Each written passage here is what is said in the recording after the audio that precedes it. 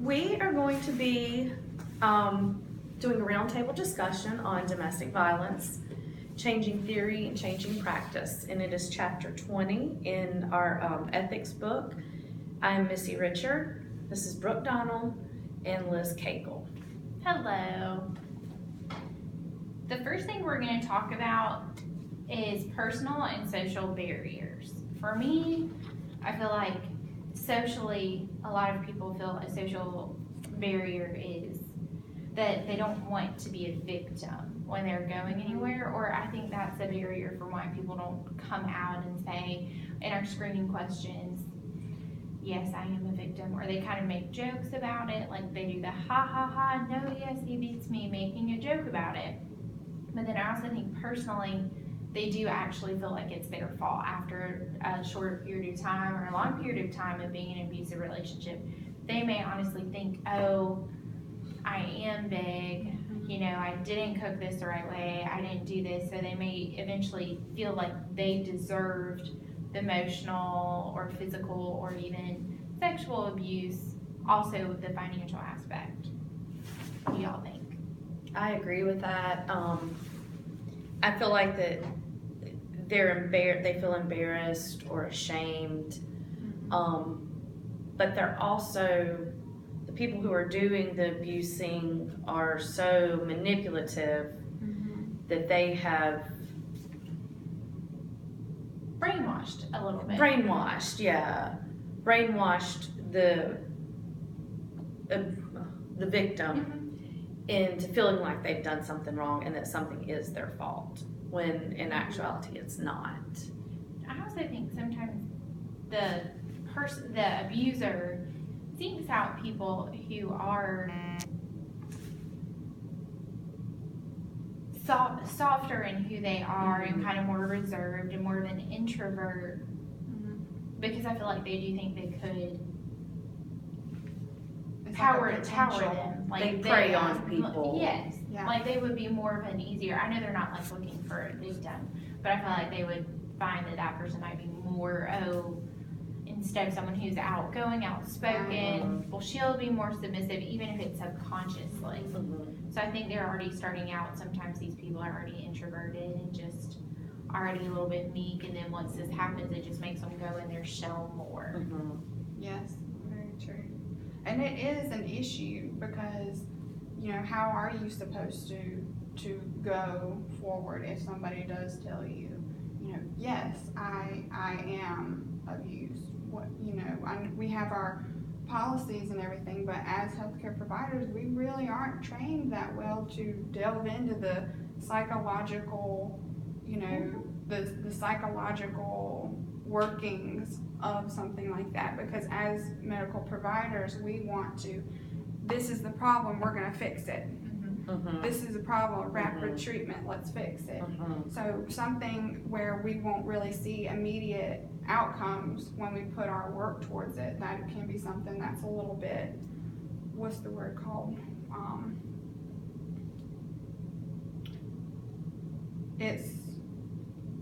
It'll make you not discourage, very discouraging, because you're not going to see, oh, she's going to leave right now, or he's going to leave right now, because most of the time they don't leave immediately, and that can cause psychological stress for the provider also, because you want them to be okay, and it's kind of difficult, because I do not feel like we are, you know, trained in this kind of situation. So it's definitely something that needs more work towards. I think it's something we could improve on. And I think that's also a big systemic barrier. As you said with the training, that's one of the big things in the chapter was the impact of medical training. With that, we're trained to ask some questions. Well, we have some screening questions. Do you feel safe at home? Is it for real? But I don't think we're, as you said, trained for them psychologically. But I also don't think we're necessarily trained on how to, I call it hold your face. Because I don't think when someone says, yes, I do not feel safe at home, but no, I do not want help. I don't think we're trained well enough. Like, I know all of us have to sit through a class or do a health stream about abuse each year, but I don't think we're trained enough as to how to not necessarily hold our emotions or hold our face, to not be like, why? Which I know in nursing school, we're always taught never ask why, Yes. because it's a mean question, why? So I think if we were trained better in having someone who could go into the logistics of it, and then we're also trained, make sure they have an escape plan. Well, an escape plan for someone is easy. Well, I'll leave. Well, I'll go, I'll do this. But then that plan never happened, so you have to look back on, was it your plan that you and them made, or was it the fact that they just didn't want to do it? Did they feel pressured into making a plan? Did they feel pressured into doing something with you?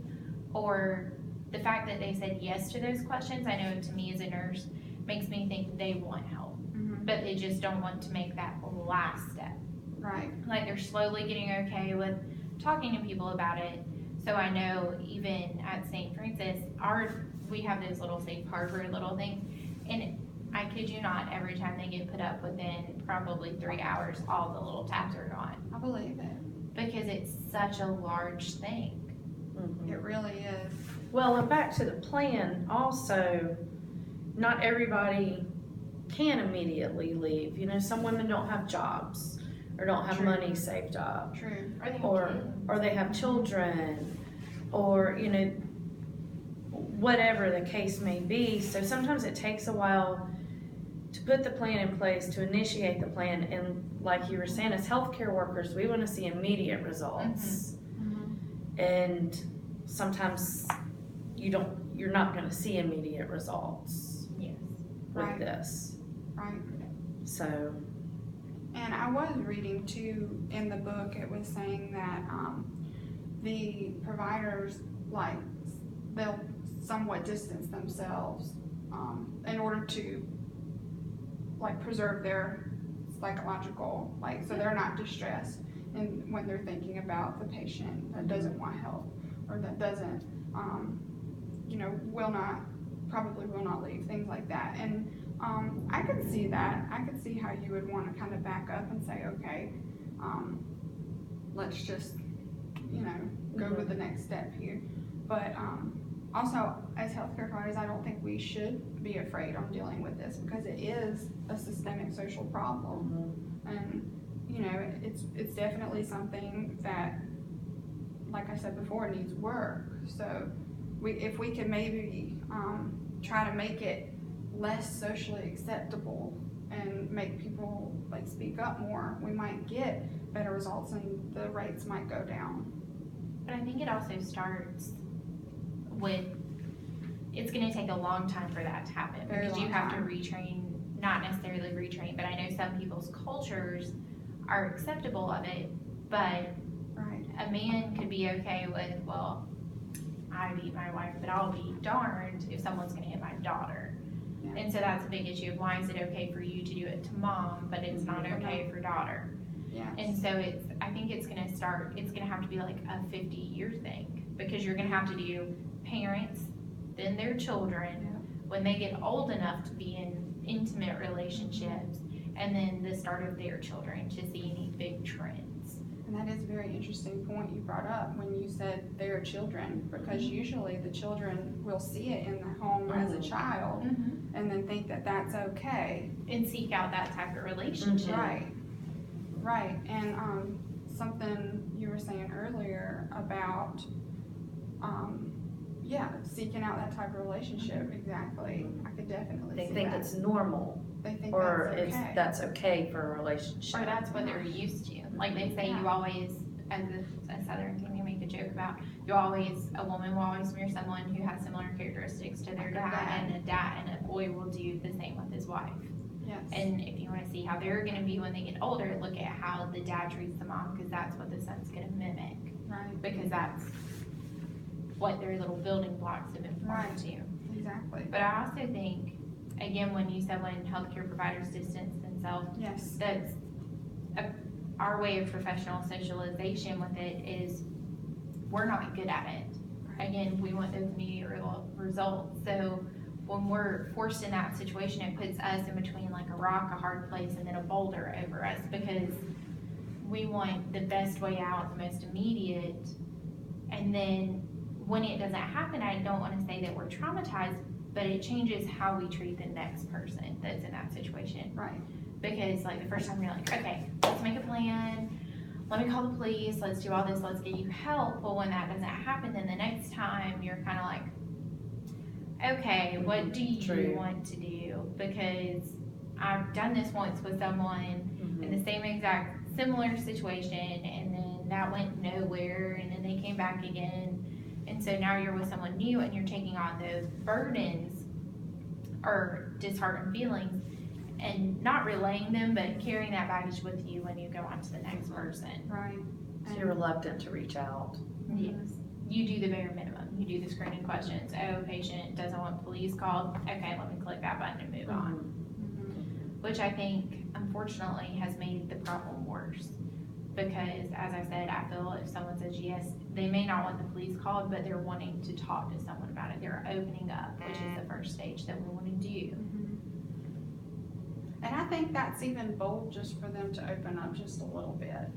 Even if they don't want the police called, maybe after the X amount of times, maybe one day they will, you know? Well, and they've built that bridge between the two of you, that if they do decide later they want to notify the police or they need someone to talk to, They have you. yeah, the two of you have somewhat of a bond that they may come back to you later and say during their hospitalization, or come back through the ER or whatever and say, remember what we talked about before? Well, it's happened again, and now I'm ready for help or or whatever. So.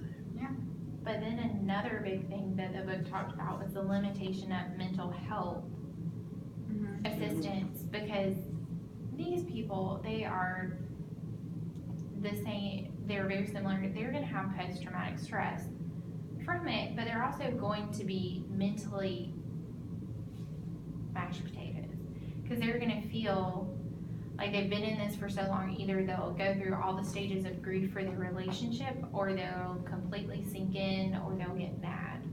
So I think there's just not, like, we're all big because now we're the second state on domestic violence again, but I don't think we have enough services to where people will need therapy every day for a long time. And then I know there's hotlines, but they need to sit down and to talk to someone, all to just process through their not necessarily issues, but how they're feeling before they could ever, I think personally, be stable enough to ever try to start another relationship again, or to even function in the world, because they've gone from that person either controlling everything or from controlling majority of things to now it's like a fish out of water. Like, oh, I don't know what to do. Before he'd bring the groceries, he'd do this, I know what to cook, it's literally their whole life when they make this decision gets flipped upside down. And so they're a fish out of water naturally, and then with everything else going on, I just don't think there's enough mental health out there in general, but especially for patients who are going through something emotionally, physically, and financially. Right. And as the book said too, for them to receive mental health help, they have to have a mental health diagnosis. Yes. And so domestic violence is not a diagnosis. So they have to be diagnosed with something along the lines of PTSD.